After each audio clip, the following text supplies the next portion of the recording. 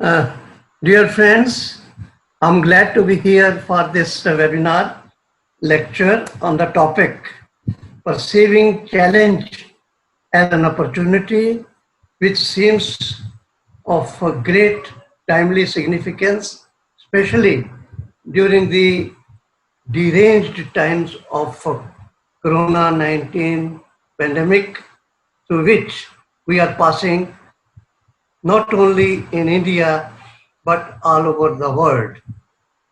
We are indeed grateful to the program division of the prestigious India International Center, New Delhi, for organizing this lecture.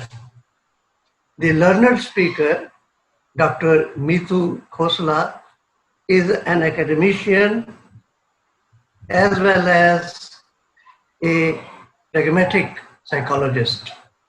Currently, she holds the positions of an associate professor in the Department of Psychology at Daulat College, University of Delhi.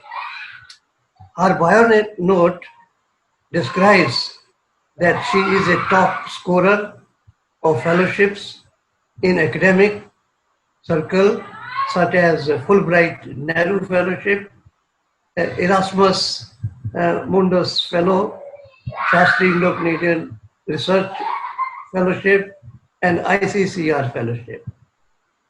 Meetu has to her credit a number of publications, over 60 research articles in national and international journals, and with such a laudable contribution to physiological psychology published by State, the reputed publisher in Delhi.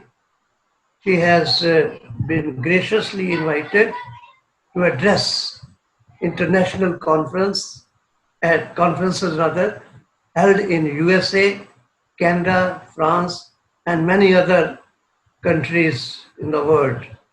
Dr. Meetu Khosla's specialization includes the field of neuropsychology, emotional expression and regulation, health and well-being, traditional healing and indigenous psychology, and cross-cultural psychology. So with this brief but enriching introduction, which she deserves very much, I'm pleased to request Dr. Meetu Khosla to please deliver her lecture.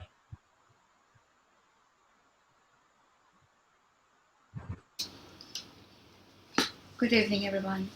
Thank you, sir, for taking out your precious time for such warm words.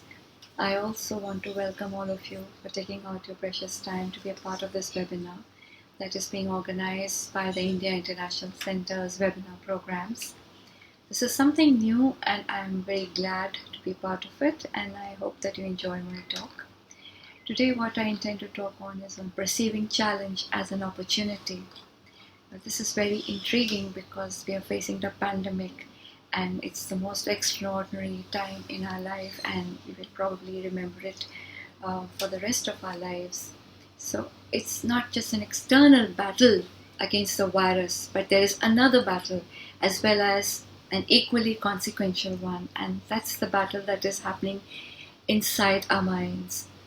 There are a host of challenges that we perceive, and that's because the way we are used to living, the style of life we are used to seeing is no longer working for us, and the social distancing measures have completely disrupted, upended daily routines, our family dynamics, the way we work, the economic recession, everything, working from home all the time. So this offers a major challenge for us. So as we struggle to adapt to this new normal, as we call it, we experience a variety of emotions: anger, fear, frustration, anxiety. So it's very important to understand the impact of these emotions on us because they are deeply influencing our lives. So if we can understand them, it's only then we can deal with them effectively. So as I said, can this challenge be an opportunity for personal growth? So the most common answer would be, no way, it can't be. What are you talking?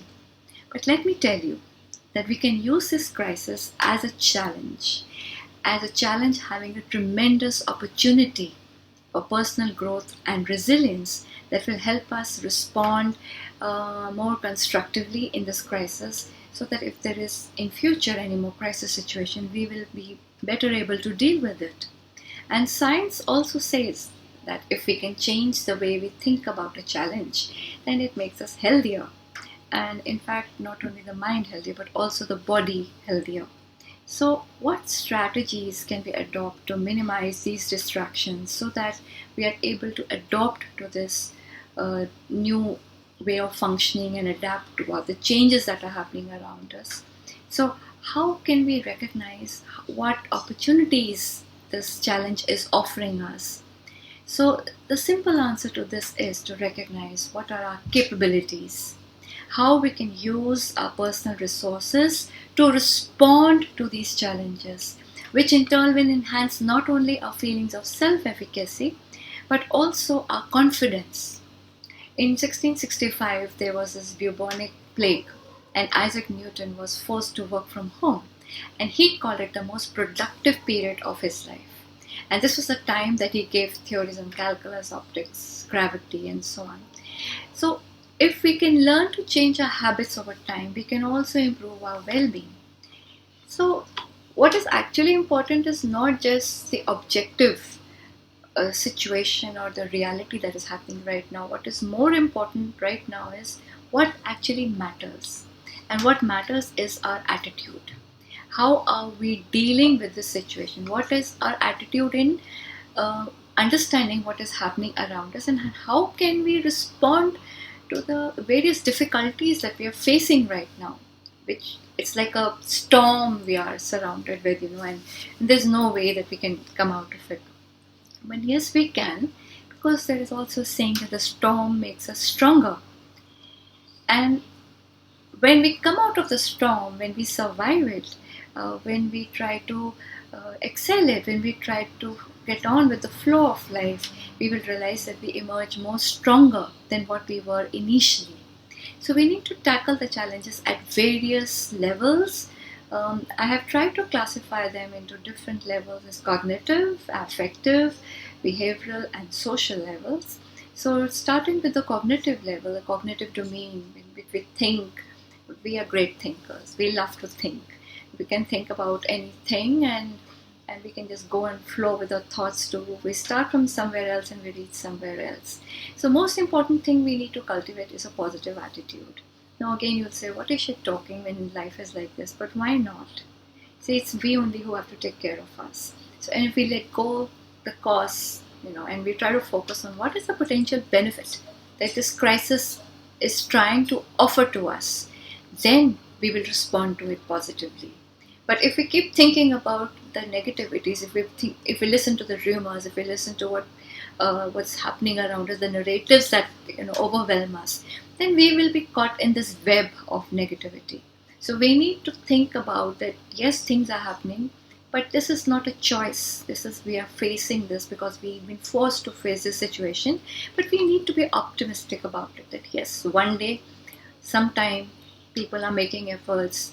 Things are happening, so things will become better for us. So like Einstein says that in the middle of difficulty lies an opportunity. So we need to look for what is the opportunity within this difficult scenario that we are being faced with. It could be looking for a silver lining thing. I've done a lot of research on this, and what we found is people suffering from terminal illnesses or PTSD, when they look for silver lining, they emerge as better individuals. They have a greater positive affect. They are able to deal with situations more easily. They are also having a higher sense of well-being in their lives. So when we talk about looking for silver lining in our life, we look for how can we think that there is something positive for us within this adversity. When we look for some positive gain within adversity, then we don't succumb to it feeling victimized because of the situation, because that is the least warranted thing right now. We cannot succumb having this victimized mentality, feeling hopeless, that nothing is going to happen, feeling helpless. I can't do anything about this. Nothing's going to change. But we need to pull our resources together. We need to deal with our resources by broadening our thought processes. What are the options available to us? How can we deal with this situation? And we can try to overcome with this adversity. It's also important to change our habits. We are very used to a particular way of doing things, particular way of thinking, particular way of doing our daily course. But we need to see what is going to benefit us within this challenge scenario. Now, many of us crave, working from home is so difficult. We are always online. We can't meet our friends. We are not able to go out. Things are not how they used to be. Yes, but think about it. Commuting from home to office, even if it is about 10 kilometers from your place, that's the minimum I'm talking about. You may take at least an hour to travel, and then an hour to travel back, and then on top of that, you may also have traffic jams and so many other things which are happening around, which can be disturbing. So we can look for it. At least we are saving the commuting time. At least we are saving those unpleasant moments which we would otherwise spend in the office, or waste time chit-chatting with friends, which we have a time emergency, but we spend time like that. So we can use that time for our benefit to focus on our task, what we really want to do. And perhaps also we also get time to reflect on ourselves. In this busy life, how many of us actually think about ourselves, or take some moment to think what we actually are, what we want to do, how we want to deal with our life. We don't have time, apart from just taking care of ourselves, quick home when we're out of the house or doing things. But do you actually think in the mirror when you see somebody, yourself, who is this person? What have you become? And what were you initially? So it's very important for us, to develop some kind of resilience inside us. And this capacity is within us. It's only that we have to acknowledge the kind of resources that we have. If we can recall the past events where we have been successful in dealing with various situations and how we have overcome it, then why are we so worried now? We will get out of this. We will be able to overcome this. But we need to be very optimistic about it. That is very important, if we may focus on that. There's another research I did on reminiscence recently, and what we found was we were comparing young adults with elderly, and we found that elderly people reminisce a lot, but that was very beneficial because it helped them in enhancing their sense of well-being. It also helped them in coping with their loneliness, and it also enhanced their positive affect. So when we reminisce, it is also one of the ways that we can cope with the present crisis situation and the present challenges that we are facing, of especially feelings of loneliness. I'm sure we all have family albums and they're just lying somewhere in the corner. There's no time. Okay, we'll see it. But or maybe you have a lot of pictures and digital media in your computers or your phone. But how many of you actually spend time looking at each picture? When we look at each photograph, we get into that time frame. We get into the relatives, we get into the scenario, the vacation, the first day in college, and the whole lot of it opens a Pandora of memories, and you get into these pleasant memories. We have recently found my old school friends way back. I wouldn't say how long back because that would reveal how old I am. But it was very nice. It started with one friend and now we are a big group. And how in this group we are sharing small things, our worries, our fears, our happiness. Somebody's birthday was there, so they are like, everybody's wishing birthdays, and he was fed up and he said, it's okay, I understand, it's my wishes for everyone and thank you already. Well, somebody remarked that, why do you want to deprive us from wishing you? Because when you are wishing somebody, when you're giving good wishes, you are also getting that happiness because you made the other person feel happy. It's the whole thing of sharing. It's the whole feeling of caring which is really important. So I'm just giving an example of one small sharing or bringing a smile on somebody's face evokes immediately a smile on your face. So when we talk about bringing a smile, let me talk about Matsumoto, and we have Paul Ekman done a lot of work on facial expressions. I myself did a lot of work on generating facial expression, and what we found was that even if we are locked in one room and we have just one mirror in front of us, maybe a phone, and make different faces, it really cheers you up. Your initial face reveals what you are, and then how you can control your feelings, how you can control your thoughts, and how you can make yourself better than what you're feeling right now. So when we talk about reminiscing, we also talk about what are the benefits of talking to people around us. How can they help us? You want to talk to some people, but there is no time. We are always running around. You have elderly at your place, but how many times would you spend time sitting to them and talking about uh, sharing your college routines, sharing what you talk to your friends? How much time do you spend with your family members? So it's very important that we reinvent ourselves. We have to learn to change ourselves for the better. And how can we do that? Is by first taking time for ourselves and try to reflect on our life, my value systems, what I've learned from my parents, from my grandparents, from our texts, from our religious texts, and then how am I going to incorporate these values into my dreams and make these dreams a reality, make them happen. They say dreams are dreams because they come when you're a little, you're sleepy, or when you are lazy, or when you're unconscious, and they're people who daydream. But it's very important to dream. It's important to make the dream come true. That is what is more important. So what opportunities can we use to think, and what and how can we use our identity to construct fully, make these challenges, these dreams into a reality. Nobody is going to come and give it to you on a platter, because we only have to start making efforts to make changes in our lives, because we are the ones who have to think what we want to do. It's not like you have a board of darts and you keep throwing, okay, let's see, one will go in the center. No, we have to be focused. We have to have a purpose. It has to be an intentionality component, which is very important. I want to do this. And we must be persistently following it. There will be times when there will be failures. We don't give up. Why should we give up? Have you ever seen an ant who's climbing on the wall with one small piece of maybe sugar cube or something? She goes up and she falls, and again she pulls up and she falls. She gets two people and she goes up, and then she falls. So it's only if you try, you will go up. There will be failures. There may be 10 failures, but ultimately you are going to succeed because you have been persistent in your efforts towards the goal.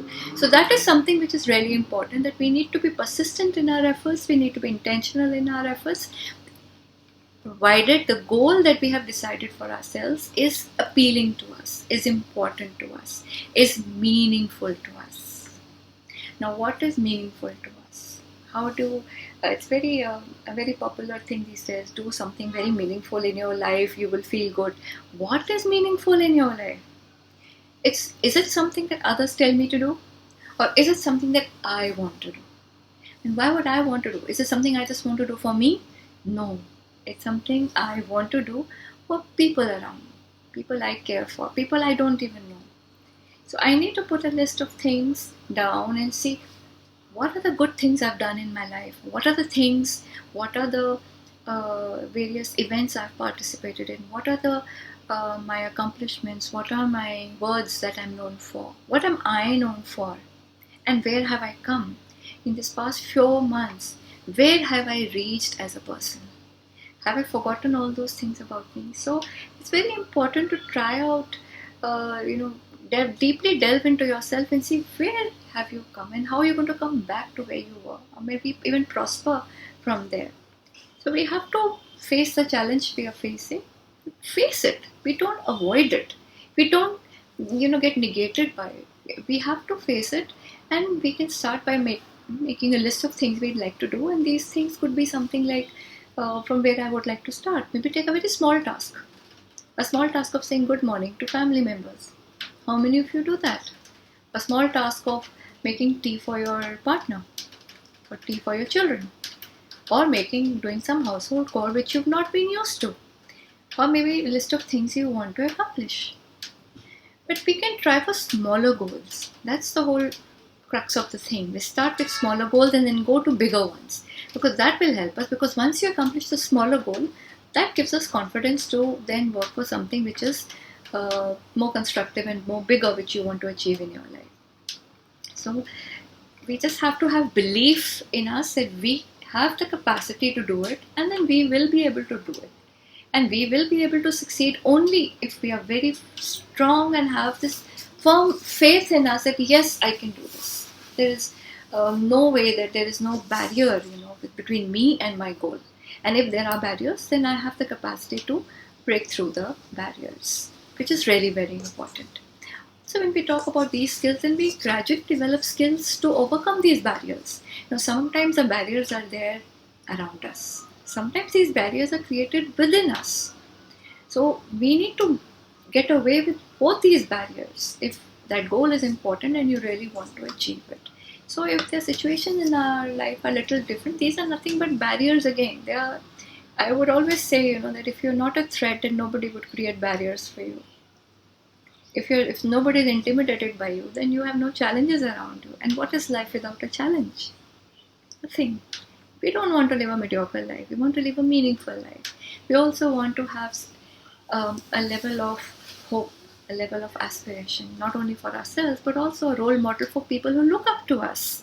So we have to keep to that level. We are responsible to the people we belong to. That's just something very important. So there are times we are demotivated. It's very natural because you're in your room all the time. You don't know what to do. When we have to take lectures at home, we are in 3 rooms are locked because everybody is giving lectures at the same time.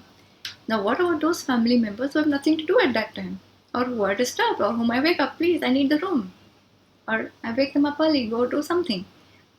So why are we not understanding the importance of giving and sharing and caring? So if we are being demotivated, we need to collaborate, we need to work together, we need to fix a time, we need to make a schedule in which everybody is getting optimal use of the household space, the laptop, which is a very precious commodity, or the phones. And there are places where we feel, oh, I'm not able to go out for a walk, oh, I'm not able to do this, I'm not able to meet my friends, that's why I'm very upset, I'm very unhappy. Is it because you're not able to go out, you're unhappy, or is it because the joy you were gaining when you used to go out, the joy when you felt, or the happiness you felt when you met a friend of yours, or the relaxation you felt when you went to a green garden? But have you ever peeped out of your balcony and observed the trees around? Have you visited your own garden of your house? Did you make a phone call to your friend and say, hey, how are you? Or did you ever call an aunt of yours and say, आप कैसे हो? इतने दिनों से बात नहीं हुई. And she's surprised, oh, I didn't expect a call from you. We have to search for these anchor points in our happiness. What gives us happiness?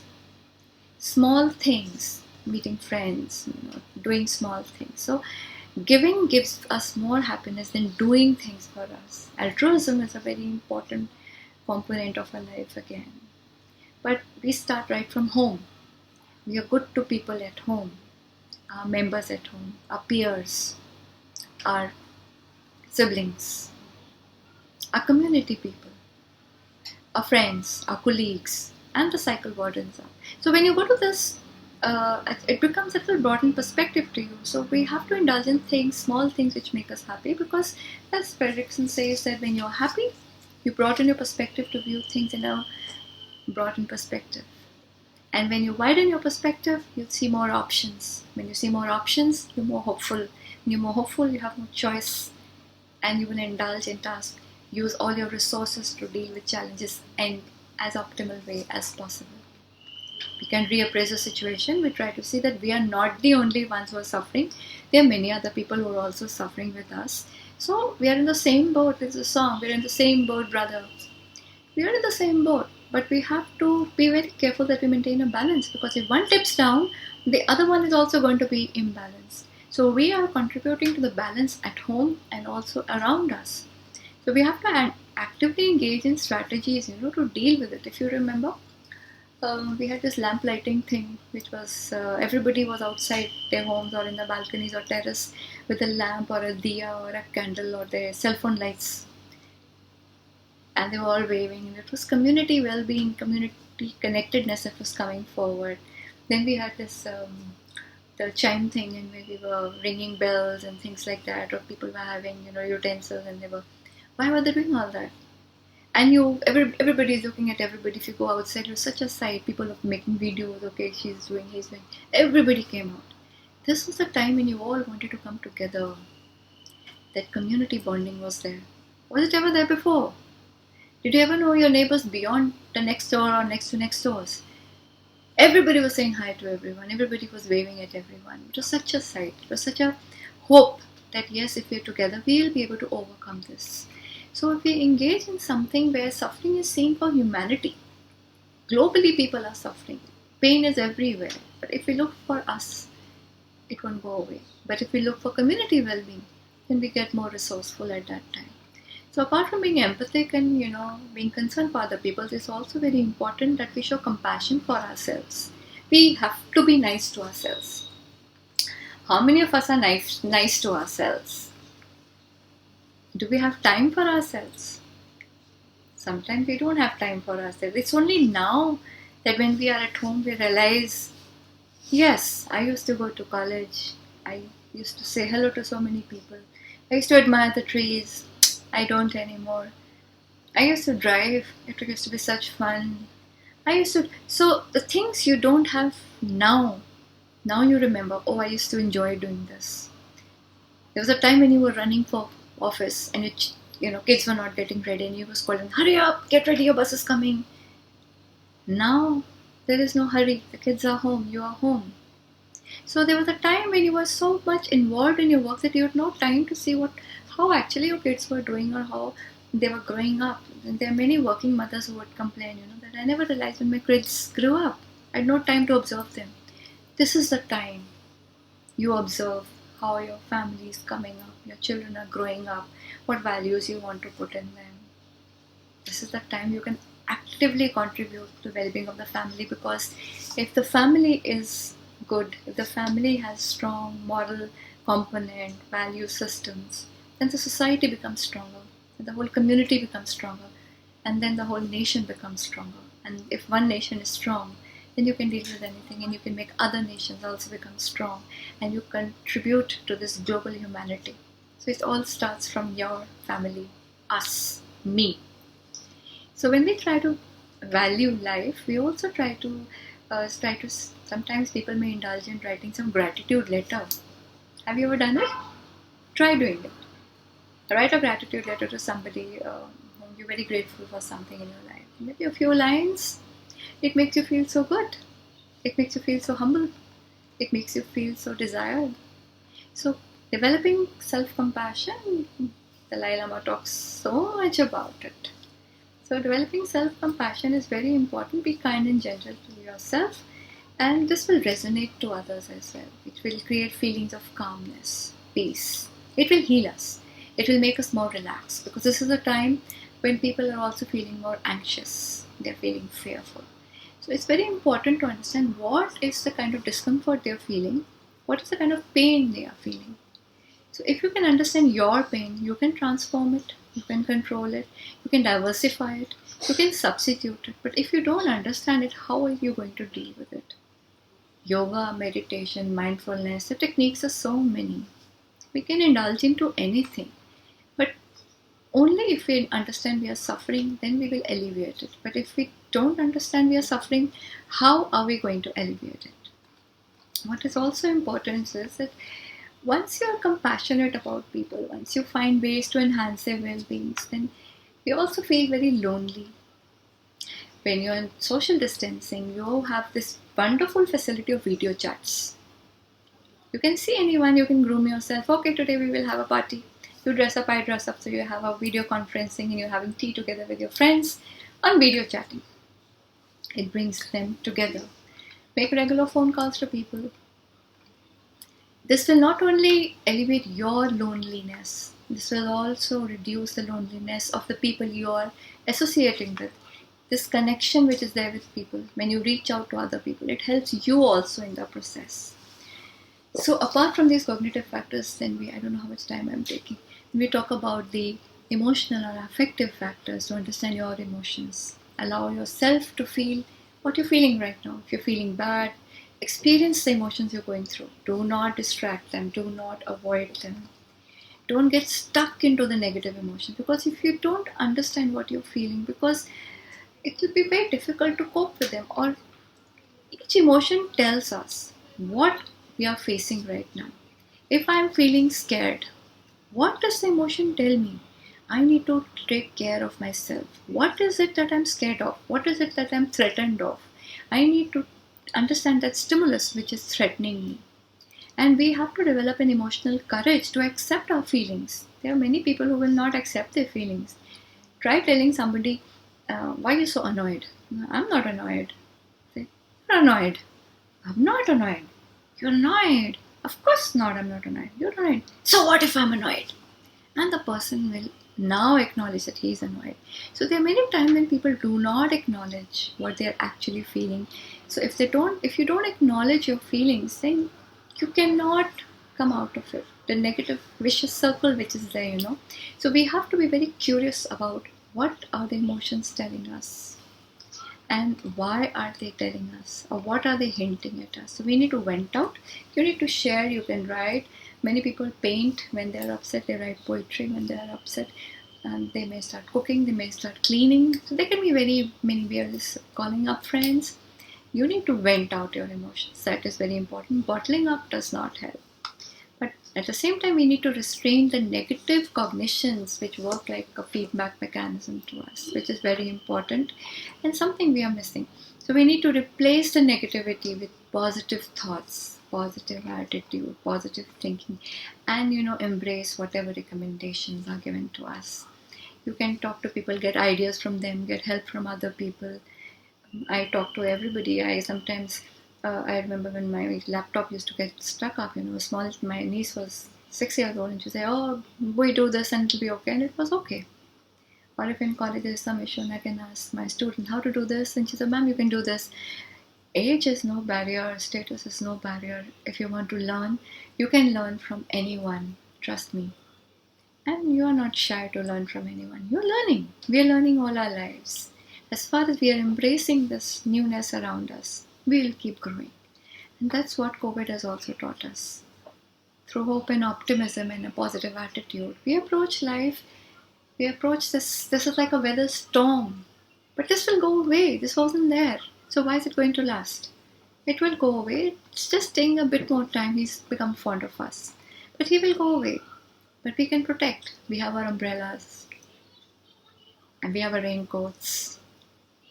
We can do anything and protect us, but not let it hurt us. That's the attitude that we need to have. So acknowledging emotions, having, deal with them is very important. Another important thing is to generate positive emotions. We can engage in activities, we can talk to people, we can, do things, we can share things, we can indulge in altruistic activities and kindness. We can, just play around, do things which give us excitement and joy. We can do funny things.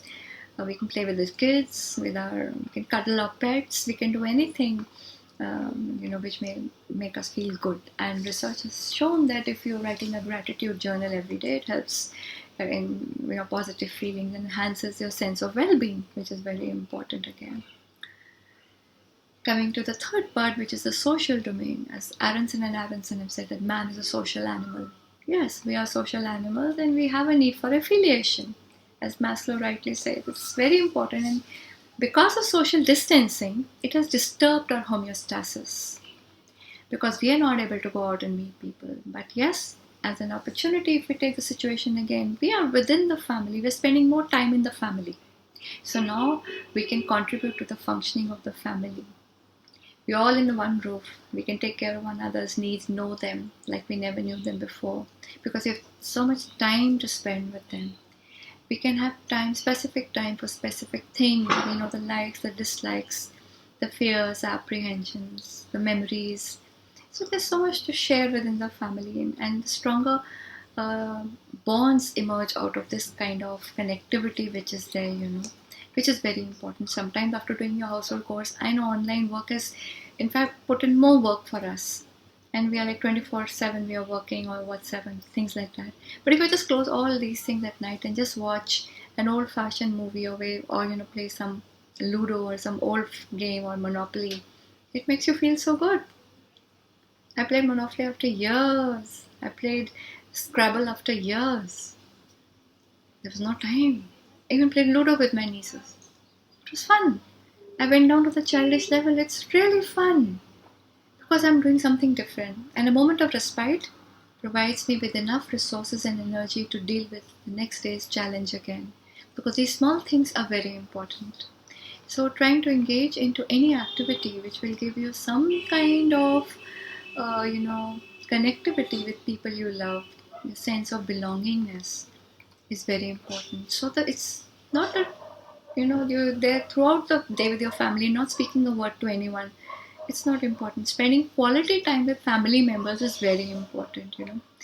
To attend to their needs, to think about their thoughts, to attend to their thoughts. What are they feeling right now? What do they want to do? What should I do to make them feel happy? How can I surprise them being home only? How can I, provide them with a sense of warmth, with a sense of belongingness, or how can I show that I really care for them? This is what makes life very meaningful to us. This is what makes us very cheerful also. I never used to cook so much. I cook so much now. And I cook for my nieces. And it is such a pleasure, when I cook, even if it is not so good. And the way they praise it and the way they relish it, it makes me feel so good. And I want to master the technique even more for them. And they look forward to my cooking. So they will go out and when they come back and they look in the fridge, oh, you haven't made something nice today. And then I feel, oh yeah, I should have. I kept studying all the time. So you want to do things to bring a smile on the people you love. So if they say that the best way to cheer yourself up is to cheer somebody else, and this is again Einstein, great follower of him. So don't forget to cuddle your pets. If you have your pets, do cuddle them or take your dog for a walk outside. It's very important because we are facing difficult circumstances after all. So it's a collaborative and a kind of a cooperation between people in the house and around us that leads to the positive change. We ourselves cannot do this. We need support from people around us. The last part is the behavioral domain, which I would like to talk about, that how the real threat which happens to our survival is that we are not so mobile anymore. We are at home. But then what steps can you take to overcome these risks? That is an important thing. Self-quarantining is very important because it is your protection. Wearing masks, washing your hands, wearing your face guard, keeping social distance. These are things which have been promoted to take care of us. So we need to reorient our lives. We need to reorient our thinking about it. Focus on other aspects of our life that have been neglected because we were too busy to address to them. How many times you wanted to sketch? How many times you wanted to cook? How many times you wanted to just jog? How many times you wanted to dress yourself up in a different way? What One day my niece gets up in the middle of the night, 10 o'clock, while going to sleep, and she dresses up in a beautiful sari. So I said, are you going somewhere? She says, no, I just wanted to dress up. So she cheered herself up and she cheered us, and we were all very happy. And all those memories, how the sari was bought, oh, this was from there, and the whole chain reaction started, like an associative chain work of memories, as Bauer says. It's a whole positive, one positive event leads to another, and it's like a chain reaction. So, and it leads to a big thing then. So we need to identify what we need to focus on. We need to identify that hobby that makes us happy. We need to identify what we need to do. Is it painting? Is it writing? Is it gardening? Is it sketching? Is it embroidering? Is it making those, I don't know, TikToks and tattoos or whatever? So we also need to reorganize a schedule to adapt to, because the whole life has become on a standstill. So we have to make the best of what we can do by reorganizing things, and we have time to do work, we have time to take care of ourselves, we have time to groom ourselves, we have time to enjoy. Everything has to be there, because if you're working all the time, that will lead to a burnout. We have to be very careful about that, because remember, it is we who have to take care of us. We can indulge in any creative endeavor. We can write a blog, we can upload videos on YouTube, we can design something, we can engage in different activities, carpentry or puppetry or things we haven't done in ages. Things we always wanted to do, but we were scared. What are people going to say? She's making dolls. I met somebody in Poland and she was making beautiful dolls. So I bought a doll for my brother. He likes dolls. Now, what will you say? A man likes dolls. He has a collection of dolls. So for him, I bring dolls. Next year, I go and I ask her again that I see her selling bakery products. So I ask her, where's the doll store that you had? She says, oh, I got bored and I turned to cookery. I said, oh, but your dolls were so nice. It was like walkie-talkie dolls, you know. She says, no, I got bored, so I shifted to cookery. I said, are you happy? She said, of course I'm happy. And this is more respectable. I said, oh, but I miss the dolls. She said, okay, I'll get you one from my home. So she got me one from her home. It was really nice of her. So we have to see, without fear of public appraisal, what you want to do and how that makes you happy, how that induces a flow in your life. When you indulge into something pleasurable, that makes you in a sense of a feeling of flow. You want to, just go on and see what is healthy for us. How we are indulging into something which makes us feel good, because there are neurotransmitters which act like endorphins, which it enhances your positive feeling inside you. You must rejuvenate your energy by relaxing, by meditation, by indulging in yoga, deep breathing, sleeping. We need to restore our energies, because restoring the energy is very important to develop immunity and also coping with the scenario and developing resilience. Another behavioral consequence would be working on physical fitness. Walking, exercising, cycling. You can, and yoga again, you can do any physical exercise which is good for mind as well as body, makes you feel healthy. We must restrain negative behaviors. Laziness, indulging in behaviors which are harmful for us, should be avoided as far as possible, and this can happen if we substitute something more pleasant and trying to take care of us. Indulging in recreational activities is definitely very helpful. Watching old time Hindi movies. We are all Bollywood buffs, right from childhood. We've been brought up by watching movies. And if you watch an old movie and you remember, so many memories come to your mind. Or if you play music, some classical music, listen to some old music or some dance tunes. Maybe you can dance also sometime. Like maybe you can practice your old hobbies which you had done earlier, any artistic pursuits you had, making some craft. Anything which gives moment of happiness will really be very helpful to you. So if we indulge into any kind of leisure time activities, it's very nice. Book reading. How many of us like to read books, but there's no time to read books? So we can indulge, or maybe immerse yourself in research, because this is a time for a lot of online researches yourself, publications, write books, developing pro-social behavior patterns. So it depends what you would like to do. Maybe we can write a journal, the favorite thing we like to do. So what I'd like to say is that I'd like to say that in the end that the choice is ours, and we always have an option to make our life better or to make it worse. Just because we are stuck in this scenario doesn't mean that we are not able to take care of us. We have the capability. But we need to have the courage, and we need to use this challenge as an opportunity to make significant changes in our life. And it's not an easy job, and I encourage you to face this challenge head on and in a positive way as far as possible. Along with embracing the adversity and viewing COVID-19 as a challenge, we need to reorient our thinking, our emotions, and our actions in a very constructive direction, which will make our journey through this crisis a bit more palatable and perhaps leave us better off after the crisis recedes than we were before. Thank you for your precious time. If you have any questions, they are more than welcome. You can write to RSC and I will respond to them. Thank you.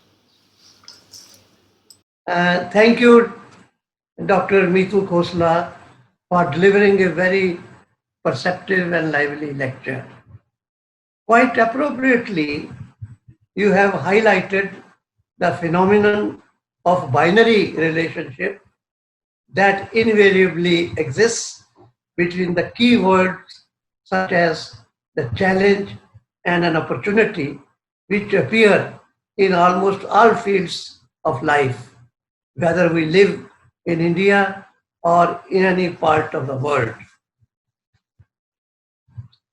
While challenge generally implies a situation of a contest, sorry, or a cosmopolitan and a kind of competition or a fight at the same time which occurs on one side.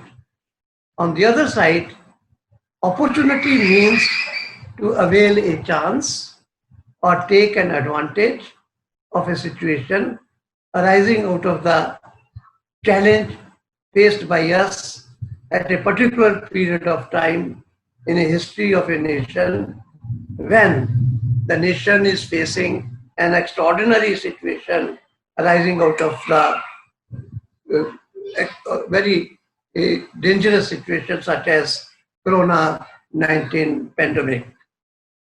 Dr. Meetu Khosla, I'm pleased to say, has vividly examined the role of a very important binary consisting of two keywords. These are challenge on one side and opportunity on the other. She explains it in the context of concerned individual as well as the community or nation's growth involved at a particular crisis. Dr. Khosla has analyzed this concept from applied psychological angle within its scope, which is related to cognitive domain, by developing a resilience and positive attitude and emotional and affection, particularly relating to restraint, negative cognition, or what I could understand, the generic positive emotions and other related areas. Let me here argue with her, and also I agree with most of the things which we have said, but however, I feel that an implicit message of Dr. Meetu Khosla's lecture is that while we are living through challenging times, we should not be snubbed by them. And if we get snubbed, then we lose the war. Rather, we should try to create an opportunity for our proper renewal and transformation. For instance, the biggest aftermath of corona epidemic is the major economic crisis faced by the country. And corporate layoffs, unemployment situations, which are spreading far and wide in almost all corners of the world. From a psychological perspective, we should not look at this scenario through the lens of pessimism. This is my belief. And therefore, what I feel is that if we become pessimistic, then we are going to become a victim of despair, fear, anxiety, and whatnot. But on the other hand, this is my confirmed belief, and Meetu also agrees with this, that wisdom lies in adopting an attitude of optimism. By looking at the possibility of having an alternative course of action, opportunities which are inherent in these challenges and which give rise to a situation of empowerment, inspiration, and positive action. And therefore, what I believe is, then I have examples to quote, but I will only quote one example, which is a historic example, which deals with the situation of, rather, it is a very, very tested phenomenon of this binary form, that is challenge on the one side and opportunity on the other side. Now, this is inherent, what I call the major tragic event faced by India. And it happened at the time of partition of the country in 1947. And the horrible effects of that situation was that it created many challenges for the people, but they didn't lament. They didn't become victim of that sorrowful situation. But wisdom lies on their part that they stood up, acted positively, and faced the adversities valiantly. As a result, they soon reaped the best productive part of the opportunities which they created for themselves at that time. And then, what was the result? The result was reaped, despite good result was rather reaped by them, despite the horrible times faced by them. Soon they grew into a great martial race and also got economic prosperity, and northern India is known for that in spite of all the adversities being faced by them. And then, I think with these words I can sum up. The time is less and we have to close it. So I'm definitely pleased to give my warm congratulations to Dr. Meetu Khosla for a splendid lecture on a very significant topic. And I would also like to admire and give my thanks to Madam Tete and officials of the program division of the IAC and the IAC management for providing such a great academic opportunity to this facility provided by this center. I think with these words, I now end this session and convey my thanks to everybody. Thank you very much. Thank you, sir. Thank you so much. I'm truly honored that you agreed to chair the session. Truly honored. Thank you so much.